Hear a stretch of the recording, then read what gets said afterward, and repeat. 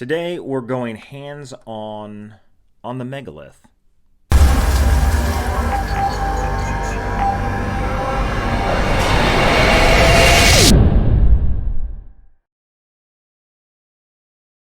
Back to the talking hands of YouTube. Hey, I'm Chase and this is All Things Random. Today we are looking at this Megalith watch. Now this watch was sent to me by Megalith, and I'm going to give you an open and honest review. If you're interested in this watch, it will be linked in the description below.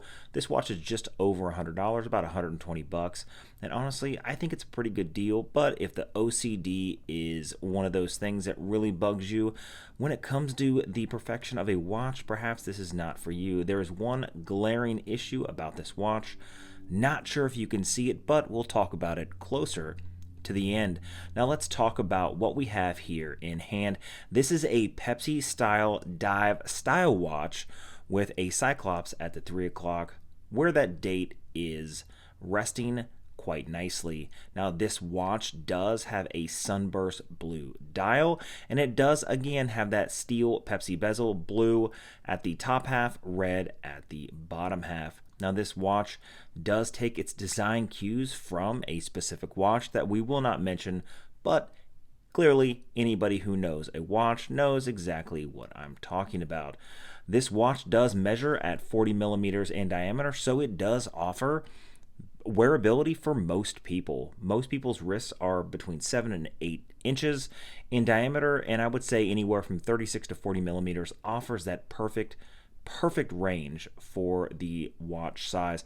This watch is 13 millimeters thick, so it's really not overly thick, but you know, it does have a little bit of heft to it. It does have a beautiful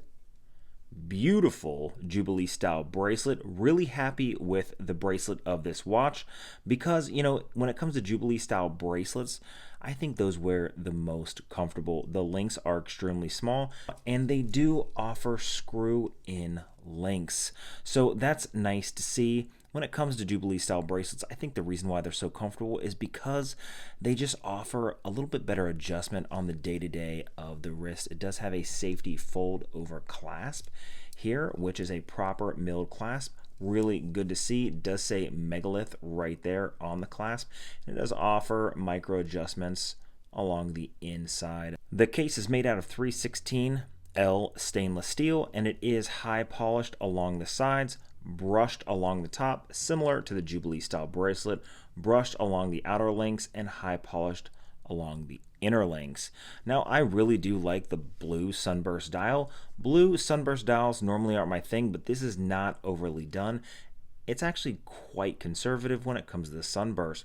In the right light, it's bright and brilliant, but in standard light, it's just subtle enough to where it gives sort of like a blue-purple hue, which is nice to see. They do say this is a sapphire glass, and again, you see that Cyclops is a proper 2.5 times magnification, which is great to see. That date just fills up that entire Cyclops eye, which a lot of companies, especially a watch at this price point, just doesn't do. So it's really good to see that they did the right thing. Now the bezel itself is 120 click unidirectional bezel, and I really do like the red and blue of the bezel. One of the things I don't like is that OCD thing I was talking about, and that is the fact that the bezel is slightly misaligned with the dial. This really isn't a make or break for me. It's just, again, one of those OCD things that even Seiko, a large billion-dollar company like Seiko, gets wrong on their watches that are multiple hundreds of dollars. Now, the bezel itself doesn't line up perfectly. You can see this mark is at the 3 o'clock position, and you can see right here with the triangle at the 12, the pip does not line up. It is one click off. There's ways to adjust the bezels. If you just YouTube how to adjust my bezel, you can take this off, get double-sided stick tape specifically for bezels, and realign the bezel yourself. Again, this watch is $120, and it does offer a lot of functionality. One of the functionalities it does offer is 100 meters of water resistance, so you can wear it in basically any, form or function outside of massive scuba diving. I say massive scuba diving because 100 meters of water resistance is enough for swimming in a pool, swimming in the ocean, doing some light snorkeling. And scuba diving, you really don't want to wear an analog watch, no matter what any professional scuba diver says, because I scuba dive and I wear a computer on my wrist. I don't wear a wrist watch. Even for redundancies, it's just not, it's not what real people do. So in everyday life, this watch would work just fine.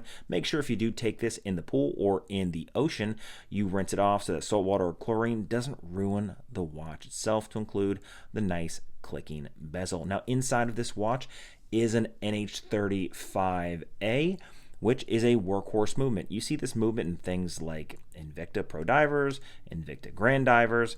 It does offer hacking and hand winding right here. We'll go ahead and just pull it out once. You can see that the date does change as it's supposed to. Pull it out again. Let's go ahead and take this all the way to the midnight and show you how it changes over. Normally when it comes to an NH35, NH38, the date will start changing over about the 11 p.m. and then slowly tick its way over until the midnight. This is just one of those things that if you don't want that, if you want a quick set date that flips over immediately, you just need to spend a little bit more money. You can see right here it's starting to move over, and then just before the 12, it clicks over.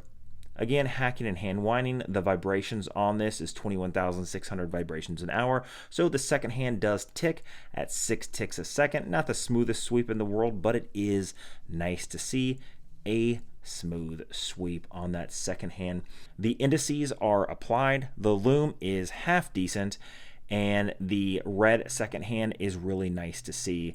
The Megalith sign is just underneath the 12. Stay strong just above the 6. With the water resistance rating, water resistance, and automatic. Honestly, I think all the writing along the bottom is really just an homage to that watch that we talked about in the beginning. Not really necessary to have all that writing there. It doesn't really make any sense. You're just adding extra things to the dial, so it kind of fills up the space. Sometimes it's just nice to see a watch that has a little less going on the dial, and it just makes it a little less cluttered. Easier to read, a little more clean. I do like the Megalith logo. I do like the Megalith logo underneath the 12. I think it looks pretty cool. Reminds me sort of San Martin, but it's definitely not. Now, this is on a Jubilee bracelet, but what if I tell you that even though this is on a nice Jubilee bracelet and it seems a little bit dressy, that we can dress it down with a vintage brown suede leather strap from, you guessed it, Chase Straps. Let's go ahead and try that on.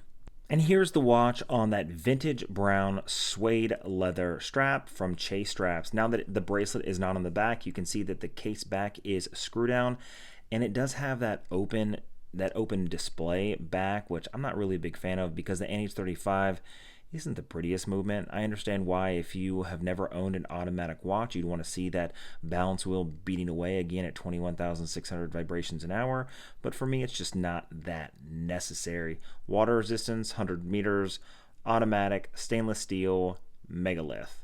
Honestly, when it comes to a watch like this, it can be dressed up, it can be dressed down. Maybe I shouldn't say this, but until December 23rd, if you want to pick up something like this Chase strap, it's only like $19 on chasestraps.com. Everything is 35% off. Don't ever be afraid to change the strap on your watch. I look at straps on watches like clothing on people. You can always dress up or dress down depending on what you want. I always recommend getting a watch similar to this with a bracelet and then doing the aftermarket strap, from Chase Straps. Now, what do you guys think about this watch? I will leave a link down below to the Amazon site where this is going, not affiliated with Amazon at all, and Megalith in no way paid me for this review. Everything is pretty good on this watch. Not really a big fan of the misalignment of the bezel, but again, that's not really a make or break. The NH35 is a workhorse movement, and it's in watches similar in price point, and even a little bit more in price point when it comes to the watch. The quality of the case is pretty good. High polish 316L stainless steel. The measurements are spot on with most watches.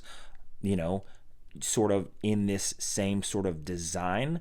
And, you'd be hard pressed to find a better watch other than an Invicta, which would be stamped along the side here for this price point. Really love what they're doing. The only thing comparable, I think, to this watch that may be a little bit better would be Pagani design. Now, again, what do you guys think? Leave a comment down below if you can find a better watch at a similar price point with an automatic movement. Other than those two watch brands I mentioned, leave them down in the comments below. I respond to almost every single comment on every single video, over 400 videos now on this channel, and I still respond to comments made on a video I did 3 years ago. Love to build this community. Also, if you guys are interested in any of the watches I ever review that I get to keep, I will link them down below in watches I've reviewed for sale. So if a company sends me a watch, and let's just say the value of the watch is $400, I will link it down below if I don't want it on my eBay account, and I will sell it for like $100 because, it gives you guys a hell of a discount on that watch.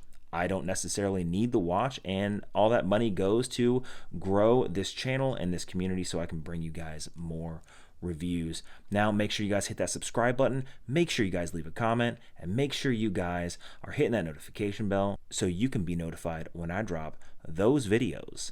Until next time.